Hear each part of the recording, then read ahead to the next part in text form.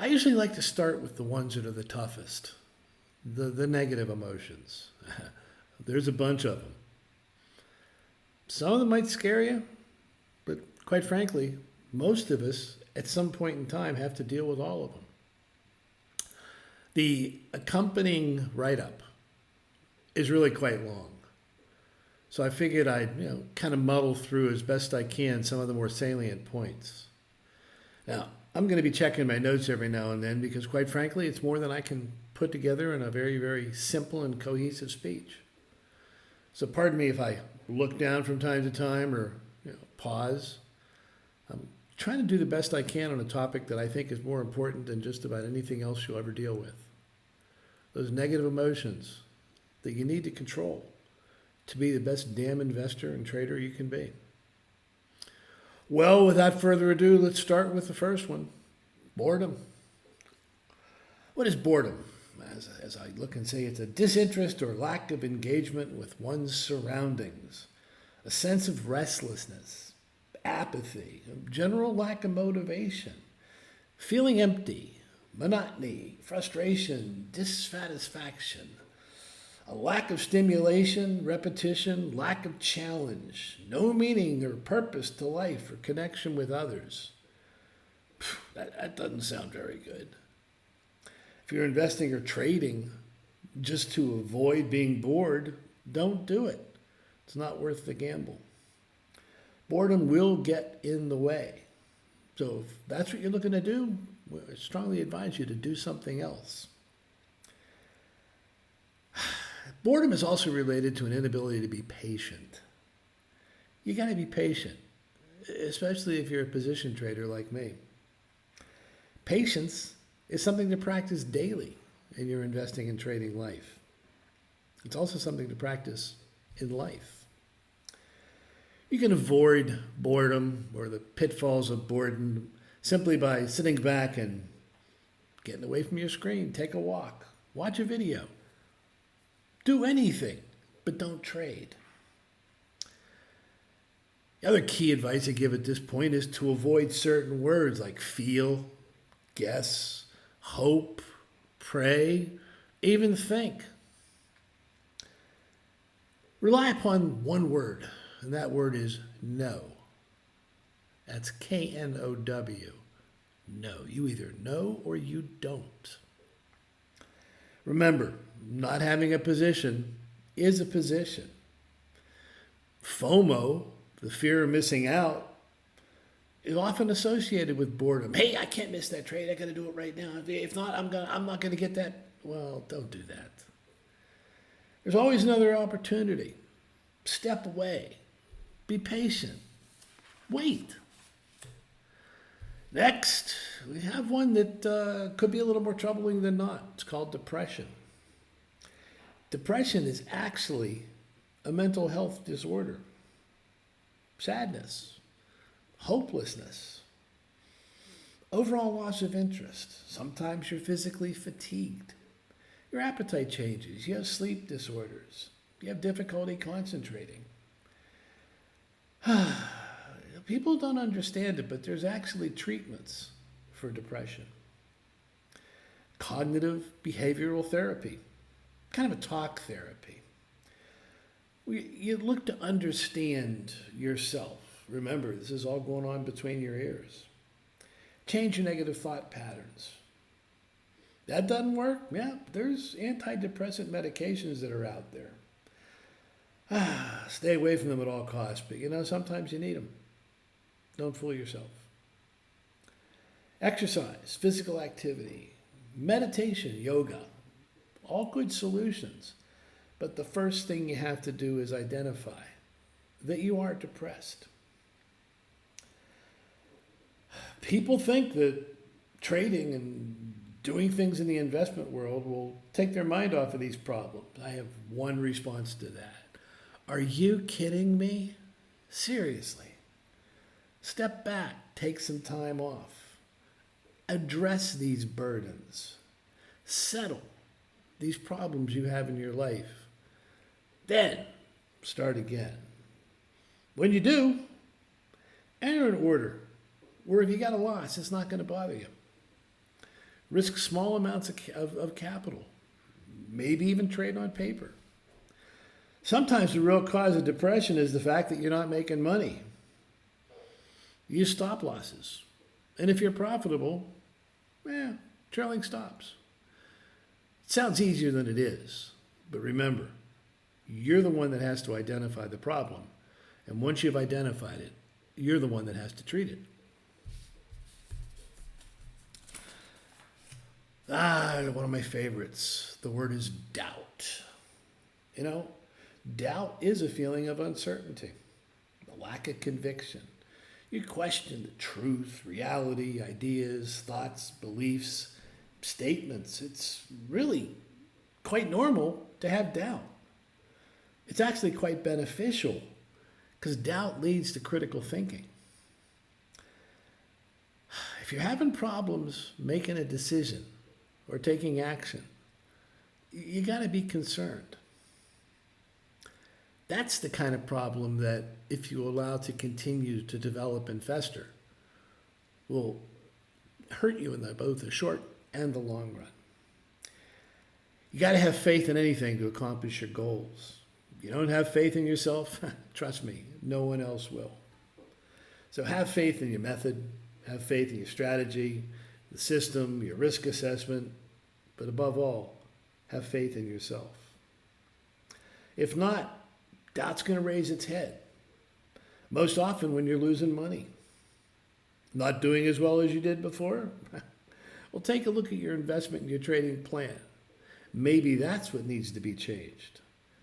Above all, don't second guess yourself. Stay on top of the world at large. Develop an edge. Then hone that edge.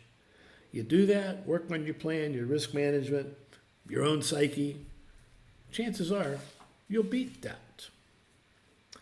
Another one of my favorites is fear. Fear is an emotional thought where you perceive a threat or danger.